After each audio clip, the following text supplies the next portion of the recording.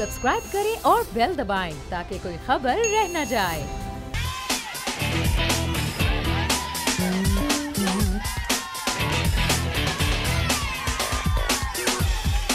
अस्सलाम वालेकुम। प्रोग्राम में मैं आपको खुशामदीद कहती हूँ। नाजरीन, मेहमानों से बात कर लेते हैं, तारुफ करवा देती हूँ। शौकत बसर साहब पाकिस्तान तहरीक इंसाफ से मैं ज्वाइन करें, बहुत शुक्रिया आपका। नून लीग की नुमाइंदगी करें सिद्दीकुल फारूक साहब, आपका भी बहुत शुक्रिया। और पाकिस्तान पीपल्स पार्टी से बहरमन टंकी साहब हमारे साथ मौजूद हैं। गुफ्तगू आगाज़ में आपसे करना चाहूँगी। सिद्दीकुल फारूक साहब, मुस्लिम लीग नून हमेशा धरने की मुखालफत करती रही। आपने कहा धरना मुल्क की मईशत के लिए ख़तरनाक साबित होता है, जमहूरियत के लिए ठीक साबित नहीं होता। आज वही जमात धरने की हिमायत कर रही है, एहतजाज की हिमायत कर रही है। ये क्या वक्त आ गया है? बिस्मिल्लाहिर्रहमानिर्रहीम। बहुत शुक्रिया समिया। हम ऐसे धरनों के मुखालिफ हैं जिनमें असम्बलियों पार्लियामेंट पर कब्ज़ा कर लिया जाए, पीटीवी पर कब्ज़ा कर लिया जाए और क्रेन साथ लेकर चला जाए और ईवान सदर और वज़ीर-ए-आज़म हाउस पर हमला करके गेट तोड़ने की कोशिश की जाए। लेकिन उसके अलावा जो पुरअमन मुज़ाहरा है, पुरअमन एहतजाज है और पुरअमन धरना, उसकी तो हमने कभी मुखालफत नहीं की। ये फंडामेंटल राइट जो है सियासी जमातों का इकट्ठ या अपनी राय का इजहार करना, उसके लिए सड़क पर आना, ये तो इसकी इजाज़त तो आइन देता है।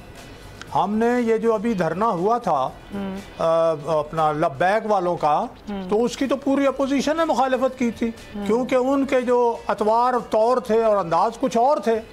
हम आइन और कानून के अंदर करेंगे और हम इस हुकूमत और इन इलेक्शनों के जो नताइज हैं उन्हें नहीं मानते और इस हुकूमत को हम एक लेजिटिमेट गवर्नमेंट नहीं मानते। फिर उसके अलावा जब हमने इसके बावजूद एहतजाजन हल्फ उठा लिया सब ने, तो फिर हमने बहुत सी जगह इनके साथ ताउन की कोशिश की।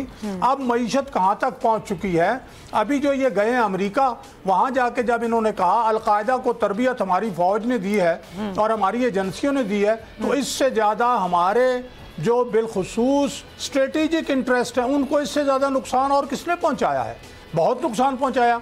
जीडीपी जो 5.8 थी वो गिरती गिरती 2.4। अभी IMF की 3 हफ्ते पहले की रिपोर्ट, जब हमारी कौमी पैदावार और उसकी तरक्की 30% रह जाए, जब हमारी इन्फ्लेशन जो है वो 4 से 13-14% हो जाए, जब हमारा डॉलर जो है वो चले 102 से नहीं 115-16 से 160 तक पहुंच जाए, तो ये सूरत हाल इस मुल्क के लिए तबाहकुन नहीं है। तो यानी कि मैं ये समझ रही हूँ कि जो एजेंडा है एहतजाज का वो महंगाई है, मईशत की ज़बू हाली है ना? ऐसा ही है सिद्दीक साहब? जी बिल्कुल, बहुत कुछ है और भी है। अच्छा, और भी कुछ है। पीपल्स पार्टी का क्या मौक़िफ़ है? बहरमन साहब, अभी तो ये खबरें अभी तक आ रही हैं ज़राए के मुताबिक कि पीपल्स पार्टी अभी भी शशोपंश का शिकार है। पीपल्स पार्टी ये सोच नहीं पा रही, ये फैसला नहीं कर पा रही कि जो उनकी तजावीज़ हैं कि इन हाउस तब्दीली हो, इसके अलावा कुछ और ना हो, कोई धरना ना हो। तो क्या इस कन्फ्यूजन से बाहर निकल आई है पीपल्स पार्टी?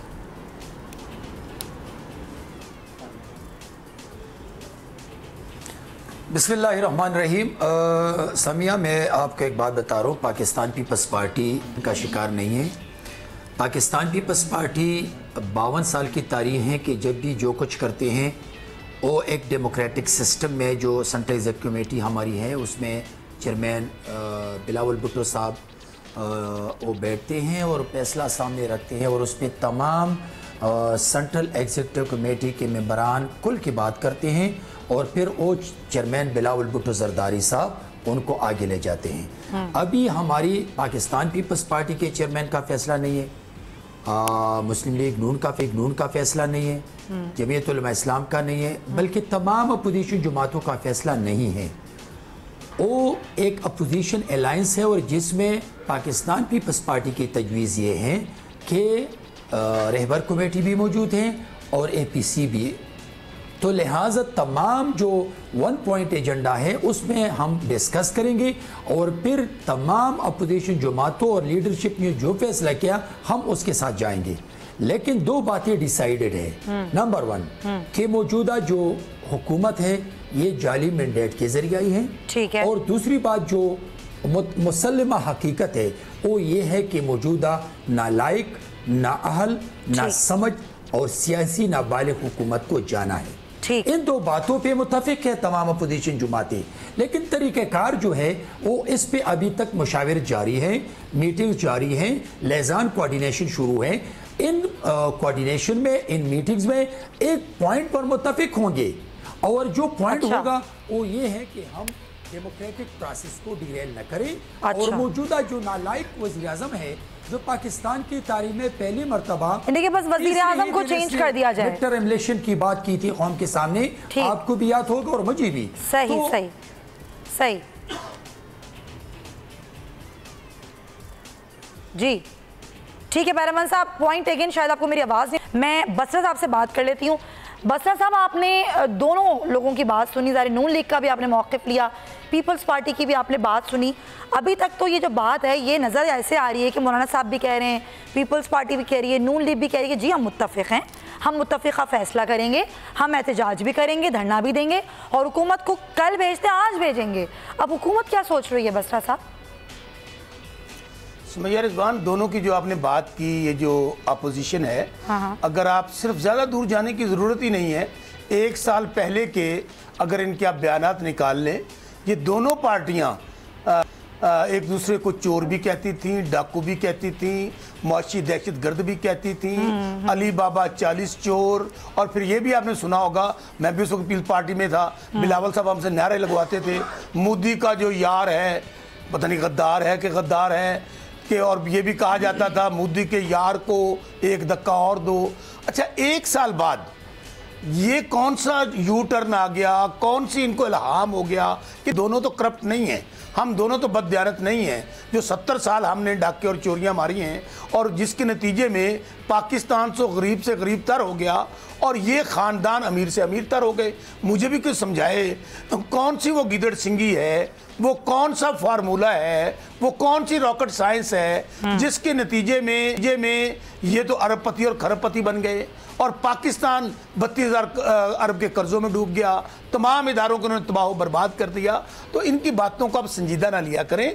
ये इनका जो गठजोड़ है, ये अपने लूट मार का माल बचाने के लिए, अपनी करप्शन का दिफा करने के लिए, इनके आपका क्या ख्याल है कि इनको अगर मुल्क का दर्द होता तो 70 साल इस तरह, तो मैं समझता हूं कि अगर इंडिया भी पाकिस्तान पे हुकूमत कर रहा होता तो शायद इस तरह वो ना लूटते जिस तरह इन लोगों ने इस मुल्क को लूटा है।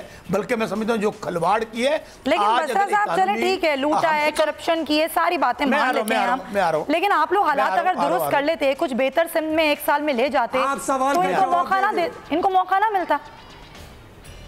मैं आता हूं, देखिए हम हुकूमत हैं, हम जवाबदेह हैं, हमारे लिए बहुत बड़ा चैलेंज है उस इकानमी को ठीक करना जो हमें इस हालत में मिली है कि शायद जो मुल्क डिफॉल्ट करने वाला था, ये कहा जा रहा था कि पाकिस्तान दिवालिया होने वाला है, तनख्वाहों के लिए पैसे नहीं है। अल्हम्दुलिल्लाह आज 1 साल गुजरने के बाद कुछ इकानमी के इंडिकेटर्स बेहतर हो रहे हैं। आइडियल नहीं है क्योंकि 70 साल मैं आपको कह रहा हूं बार बार, इस मुल्क को इस तरह लूटा गया, इस तरह इसको गैर भी ना लूटते। अच्छा, मैं एक बात और कर लूं, एक बात और कर लूं। आप जो सुमैया आप जो बात कर रहे हैं, जाहिर है उनके पास शर्मिंदगी के अलावा हंसने के अलावा कोई काम ही नहीं है। अच्छा, दूसरी बात सुमैया, मैं एक बात कर लूं, सुमैया मैं एक बात करूं, ये जो आप कह रही है ना धरना जलसा जुलूस, कौन करेगा धरना जलसा जुलूस? उन बेचारों को क्यों मरवा रहे हैं? इनको अपने पैसों की पड़ियां जो क्या अंदर पड़ी हैं वो पैसा हजम करेंगे कि जलसा जुलूस करेंगे? कौन बेचारे से मेरी बात, कौन बेचारे लोग हैं? मैं बताता हूं इन दोनों को, ये दोनों मेरे भाई, कुछ उनसे भी पूछे, इन दोनों मेरे भाई हैं, इनको क्या पता कौन डील कर रहा है, कहाँ कर रहा है, कहाँ प्ली बात वैसा भी नहीं है, पता तो होगा। होना ये है कि 99 में भी इस तरह बातें होती थी, फिर रातों रात बाहर चले गए थे, इसलिए इनको संजीदा ना ले। कौन कर रहा है डील, कौन है ये पीछे, कौन बेचारे लोग हैं सिद्दीक साहब? जी असल में मेरा ख्याल में ये किसी एजेंसी के जो है वो नुमाइंदे हैं। नहीं, मेरे इसीलिए एक मुस्लिम लीग नून में इसके चूंकि ये एजेंसी किसी के नुमाइंदे हैं और शायद जिसके नुमाइंदे हैं वो करा रही होगी, इसलिए ये आके बात कर रहे हैं और ये जहाँ भी थे मेरा ख्याल में यही काम करते रहे। अब मैं आता हूँ इनकी बातों पर। पहली बात तो ये है कि वो नवाज़ शरीफ और वो उनका ख़ानदान जो उनके दादा के वक्त गरीब मज़दूर थे, उन्होंने 1936 में आकर लाहौर में अपने स्टील ढालने का एक भट्टा लगाया और उसके बाद 1962 में उनके 7 कारखाने थे। ये उस नवाज शरीफ के ख़ानदान की बात कर रहे हैं। 7 कारखाने 1962 में, और उस वक्त अमीर मोहम्मद ख़ान और अयूब खान जाकर विज़िट करते थे उनके कारखानों के, और वो रोड रोलर और जनाब ये मशीनें बना रहे थे, अपना शुगर मिले। अब आ जाइए इस बात पर कि ये फलां को कहते थे चोर। भाई MQM को क्या कहा था इमरान खान ने? सर तो आप लोगों ने बहुत कुछ कहा। क्या कहा था? पंजाब का नहीं, एक मिनट पंजाब पार्टी ने परवेज इलाही को कहा पंजाब का सबसे बड़ा डाकू। हाँ, बिल्कुल। आज इनका स्पीकर कौन है?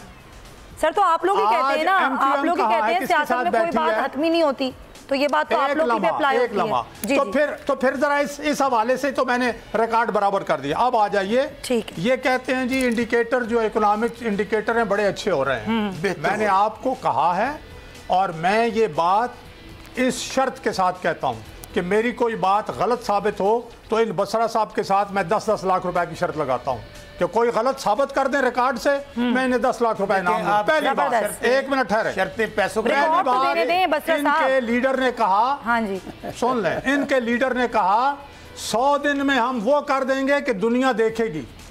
100 दिन आए और जब कारकर्दगी जो है वो माइनस हो गई तो फिर मीडिया वालों को बुला के कहा नहीं जरा 6 महीने दे दें। 6 महीने, उसके बाद सारी काबीना को बुला के नंबर लगा के सबको पास कर दिया। सिद्दीक साहब, ये हुकूमत 5 साल के लिए आई है ना, सुन ले, 5 साल के लिए मुंतखब हुई है ना, सुन ले ना, तो काम तो करने देना। बात यह है कि इनका दावा है, हाँ समिया इनका दावा है, मैं खुद दावा नहीं कर, मैंने नहीं किया, ठीक है, मैं 100 दिन में करूंगा, मैं 6 महीने में करूंगा, इनका दावा है ना। राइट। अब जब 1 साल और 2 महीने हुए हैं तो बाकी भी बहुत सी काबीना फेल। असल बात यह है कि जब अगर इनकी बात एक लम्हे के लिए मान ली जाए कि 5.8 GDP गलत है, वो कोई काबिले कदर बात नहीं है, 4% इन्फ्लेशन कोई काबिले कदर बात नहीं है, 102 रुपए डॉलर काबिले कदर बात नहीं है, 12,000 मेगावाट बिजली भी बेकार है, तो फिर अगर ये सारी बातें खराब थी तो जब इतना बड़ा बंदा जिसको आप बड़ी तारीफ कर रहे हैं वो आया तो खराबी उसी दिन रुक जानी चाहिए थी। पॉइंट है कि सिद्दीक साहब टाइम की कमी है। बैरमन साहब से भी मैं जरा बात कर लूं, जरा टाइम की मैं बस कमी है, ब्रेक लेनी है। बैरमन साहब, पाकिस्तान पीपल्स पार्टी क्या समझती है, क्योंकि यहाँ पर खबरें ज़ाहिर ये भी आ रही हैं, सब अपनी अपनी सियासत बचा रहे हैं, कश्मीर कॉज पर बात होती है, उस पर धरना होता तो ज़्यादा बेहतर ना होता? बैरमन साहब,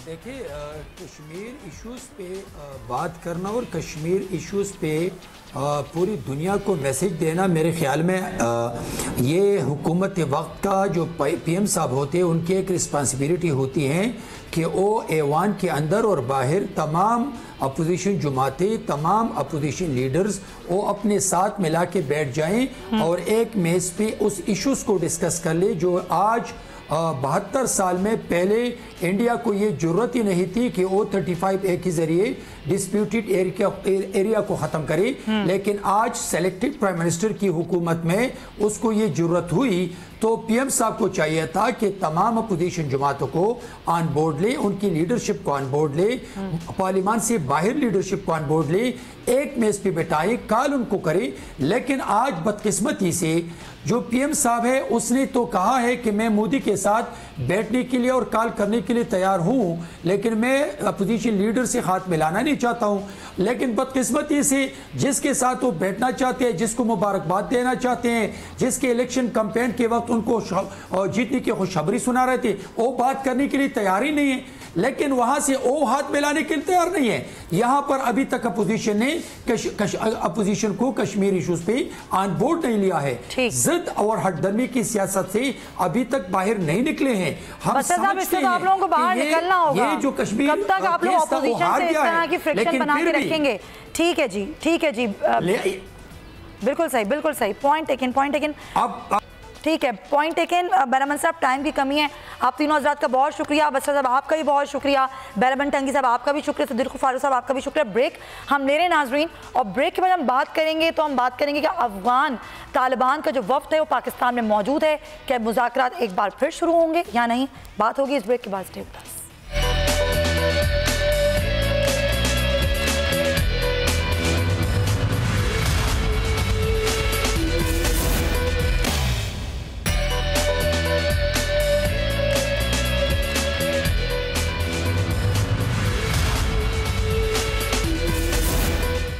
welcome back to the show. और नाजरीन, खबर यह है कि अफगान तालिबान का वफ़द पाकिस्तान में मौजूद है और अमरीकी नुमाइंदा खुसूसी ज़िल्मे खलीलज़ाद से मुज़ाकरात भी मुतवक्के हैं।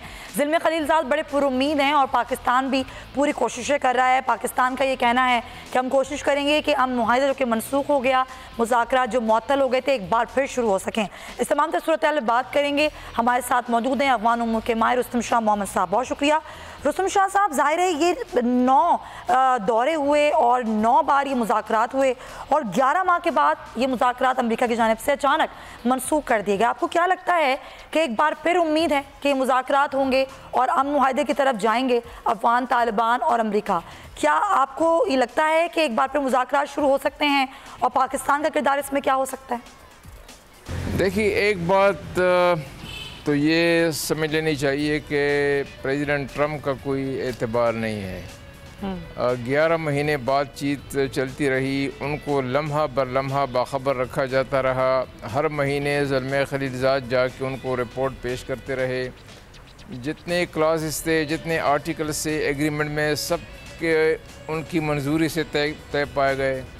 उसके बाद 11 महीने के बाद जब एग्रीमेंट होने वाला था, जब आउटलाइन तैयार हो चुका था, जब सेरेमनी होने वाली थी, उन्होंने इसको ख़त्म कर दिया।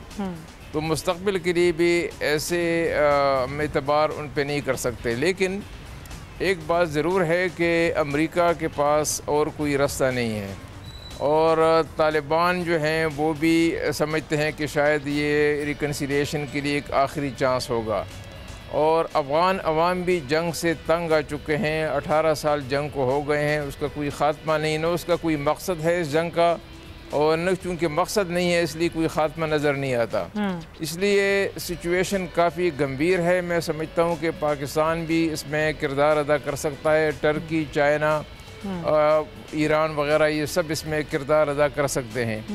अब जो तालिबान का जो स्टांस है वो यही है कि जिन बातों पे इत्तेफाक हुआ था, जिन निकात पे इत्तेफाक हुआ था, उनको हम दोबारा नहीं छेड़ेंगे। आप कोई और बात लाना चाहें तो उस पे हम बहस करने के लिए तैयार हैं, क्योंकि जिन निकात पे वो इत्तेफाक हुआ था वो तो 11 महीने और 9 राउंड्स के बाद जो है वो तय पाए गए थे। और उनको ज़िल्मे खलीलज़ाद अपनी तरफ से नहीं बोल रहा था, अमेरिकन एडमिनिस्ट्रेशन की तरफ से बोल रहा था। हर कदम पे अमेरिकन एडमिनिस्ट्रेशन उनको हिदायत देती रही, उनकी रहनुमाई उनको हासिल थी। तो जब ये सब कुछ हो गया तो अब दोबारा हम उस चैप्टर को खोलने के लिए तैयार नहीं है।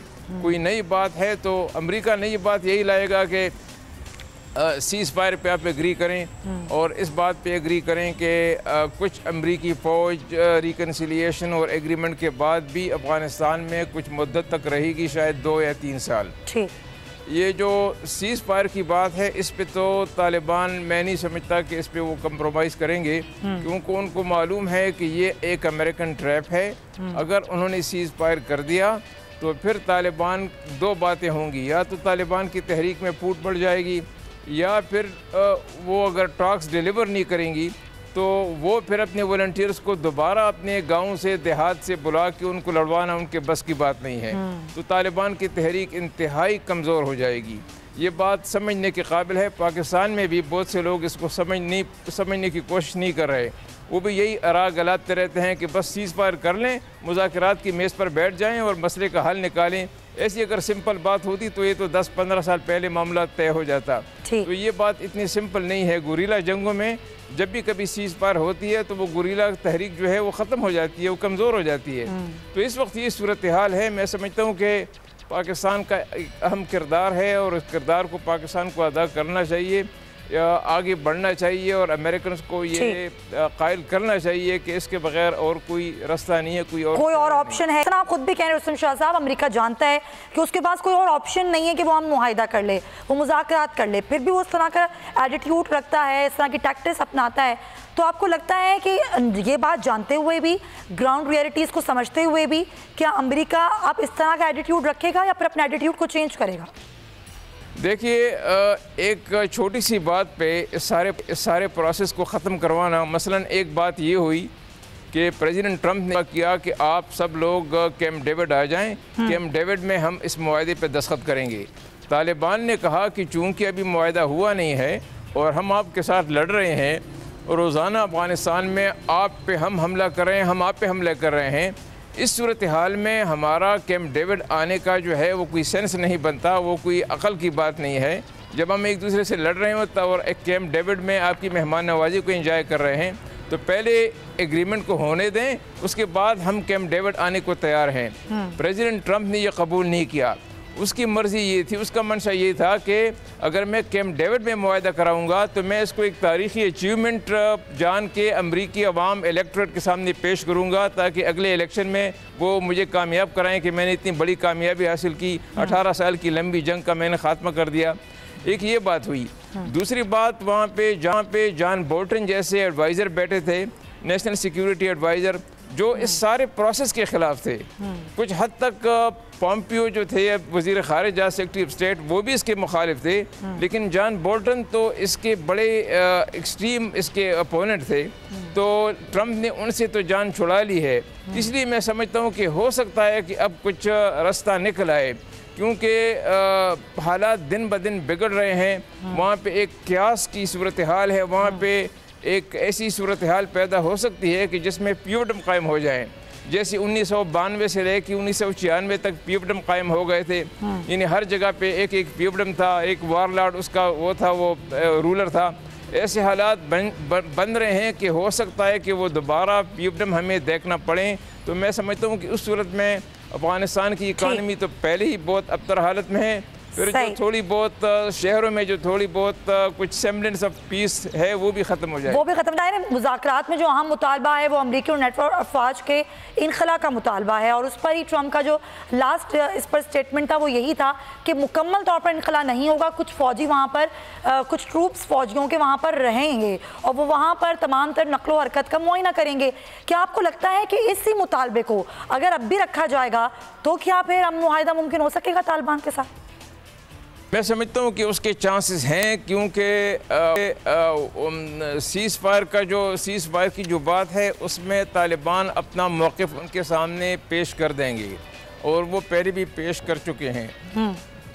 जहाँ तक कुछ नोशनल अमेरिकन फ़ौज के रहने की बात है, मैं समझता हूँ कि हो सकता है कि तालिबान इस पर कंसीड करें और इसको मान जाएं कि चंद 2-3 हज़ार अमरीकी फ़ौज उनके अड्डों की हिफाजत के लिए 1 साल या 2 साल अफ़गानिस्तान में क़याम कर सकती है, और अफ़गान आर्मी को वो ट्रेनिंग वगैरह प्रोवाइड कर सकती है। ये एक किस्म का फेस सेविंग होगा। तो हो सकता है कि ये तजवीज़ भी सामने आए कि नेटो फोर्सेस के विड्रॉल के बाद OIC की तरफ से कुछ इस्लामी ममालिक की फ़ौज जो है वो पीस कीपिंग फ़ोर्स की हैसियत से आकर अफ़गानिस्तान में अपनी ड्यूटी संभाले, जब तक कि इंटरिम गवर्नमेंट जो है वो अपना काम शुरू नहीं करती। हो सकता है कि बहुत शुक्रिया रसूल शाह मोहम्मद साहब इत्तेहाल पर अपना तज़िया पेश कर रहे थे। अब देखना ये है कि कितनी साजगार साबित होते हैं ये पाकिस्तान में अफ़गान तालिबान की जो मुलाकात है। आगे बढ़ते हैं और प्रोग्राम के आखिरी हिस्से में एक इंतहाई इंसानियत सो जुल्म जो कि चुनिया के 5 बच्चों के साथ किया गया, और 4 बच्चों का जो अब तक जिनकी बाक़ियात मिली उनका कत्ल करने वाला मुल्ज़िम जो है वो कानून की गिरफ्त में आ गया, उसको अदालत में आज पेश किया गया और 15 रोज़ा उसका जिस्मानी रिमांड नाज़रीन आज दे दिया गया। इस तमाम तफसीलात बात करेंगे। हमारे नुमाइंदे उमैर अली अंसारी हमारे साथ है। उमैर, ये जब मुल्ज़िम गिरफ्तार हुआ और उसको अदालत में पेश किया गया तो जो बच्चों के घर वाले हैं वो कितने मुतमईन नज़र आते हैं? जी बिल्कुल, ये जो सफाकियत का वाकया करने वाला जो मुल्ज़िम था गुज़िश्ता रोज पुलिस ने DNA मैच होने पर गिरफ्तार कर लिया था और इसको आज अदालत में पेश किया गया और इसको 15 रोज़ा जिस्मानी रिमांड के लिए वापस भेज दिया गया। उनके घर वालों से जो बात हुई थी कल मेरी, वो इनकी सरेआम फांसी का मुतालबा कर रहे हैं। वो ये मुतालबा करते हैं कि जब तक इस तरह के मुल्ज़मान को सरेआम फांसी ना दी गई तो इस तरह के वाकयात होते रहेंगे, इनको कोई नहीं रोक सकता। गुज़िश्ता जब ज़ैनब का वाकया हुआ था तो उसके भी लवाहिकीन ने यही अपील की थी चीफ जस्टिस से, वज़ीर आज़म से और सदर से कि मुल्ज़िम को सरेआम फांसी दी जाए ताकि इस तरह के वाकयात से जो है ना बचा जा सके। लेकिन जो लवाहिकीन है बच्चों के वो यही मुतालबा पेश कर रहे हैं कि इस मुल्ज़िम को सरेआम फांसी दी जाए, फिर हमें इंसाफ मिलेगा। जी लेकिन उमर, ये यानी कि लवाहिकीन जो हैं वो ये मुतमईन है कि ये वही मुल्ज़िम है जिसने उनके बच्चों को कत्ल किया? जी बिल्कुल, ये मैं बताता हूँ चलूँ आपको कि ये जब इनके बाकियात मिली थी बच्चों की, उस जगह पे रक्शे के टायर के निशानात मिले थे तो उन टायर के निशानात की वजह से जो 248 रिक्शा ड्राइवरों का डाटा इकट्ठा किया गया था और उनके डीएनए हासिल किए गए थे। ये जो सुहेल शहजाद नामी जो लड़का था, ये भी किसी से रिक्शा किराए पर लेकर चलाता था और जब इनको डीएनए के लिए बुलाया गया 29 सितंबर को, तो ये बजाय डीएनए के देने के लाहौर फरार होने की इसने कोशिश की और मुतलका जो पुलिस है इसको गाड़ी से उतार के गिरफ्तार करके लेके आई और इसका डीएनए सैंपल लिया गया और बाद में एक शख्सी जमानत पर इसको छोड़ भी दिया गया था। अच्छा। 2 दिन बाद जब डीएनए की रिपोर्ट आई तो डीएनए की रिपोर्ट मुस्बत आने पर इसको दोबारा गिरफ्तार किया गया था। तो बिल्कुल इनके जो लॉयकीन है वो मुतमिन है कि हमारा मुल्जिम यही है। अच्छा उमैर, क्या ये जो सुहेल शहजाद नामी मुल्जिम है, क्या ये इन बच्चों के घर वालों से वाकिफ था? क्या बच्चे इससे वाकिफ थे? इनका वाकिफकार था? जी बिल्कुल, ये एक ही इलाका था राना टाउन, जहाँ के जो बच्चे भी वहाँ के रिहायशी थे और ये सुहेल जो है ये भी वहाँ राना टाउन का ही रिहायशी था। और गुज़िश्ता में आपको बताऊं 2011 में भी इसी सुहेल की एक FIR हुई थी, वो भी बच्चे के साथ जो है ज्यादती की वाकयात हुआ था, उसके इसकी FIR हुई और इससे 5 साल इसको कैद भी थी। ये साबित करता है कि ये साबका भी जो है ना इस तरह में मुलव्वस रहा है, ये रिकॉर्ड याफ्ता है इस तरह के कामों में। जी ठीक है, बहुत शुक्रिया आपका उमैर अली अंसारी, हमें तमाम तर सूरत-ए-हाल से। नाज़रीन, ये शख्स जो कि जिसका नाम सुहेल शहजाद है, जिसका डीएनए मैच होने पर इसको गिरफ्तार किया गया और अब इसका 15 रोज़ा जिस्मानी रिमांड ले लिया गया, लेकिन जो मासूम बच्चे जिनका कत्ल किया गया ज़्यादती के बाद, उनके घर वाले मुतालबा करते हैं कि इस शख्स को सरेआम फांसी दी जाए। आज वज़ीर आज़म इमरान खान का भी यही तमाम तर स्टेटमेंट सामने आया। उन्होंने कहा कि ऐसे मुल्ज़िमान को, ऐसे कातिलों को सरेआम फांसी देनी पड़ेगी, तभी हम इस तरह के जो जुल्म हैं, जो इस तरह के वाक़यात हैं, हम उनको रोक सकते हैं। तो अल्लाह करे कि इस तरह की कोई चीज़ हो ताकि जो घर वाले हैं उनको फ़ौरी इंसाफ मिल सके और आइंदा इस तरह के वाक़यात को रोका जा सके। अभी जो सुहेल शहजाद है, इसने एतराफ़ जुर्म भी कर लिया है और उसका कहना है कि मैंने ही इन बच्चों के साथ ज़्यादती की और इनका कत्ल किया, और ये शख्स इन बच्चों का और इन बच्चों के घर वालों से वाकिफ़ था, उसी इलाके का रहने वाला था। तो बस शो का इख्तिताम करते हुए नाज़रीन, मैं आपसे यही कहना चाहूँगी, अपने इर्द गिर्द जो लोग हैं, चाहे वो आपके रिश्तेदार हों, चाहे जानने वाले हों, बराए मेहरबानी उन पर नज़र रखें। अपने बच्चों के साथ उनके सलूक पर नज़र रखें। अपने बच्चों को अच्छी बुरी हर तरह की बात से आशना करें ताकि आपके बच्चों के साथ कोई भी इस तरह का सलूक ना कर सके। इसी नोट के साथ इंशाल्लाह आपसे होगी कल मुलाकात। अपना बहुत ख्याल रखिए। अल्लाह हाफ़िज़।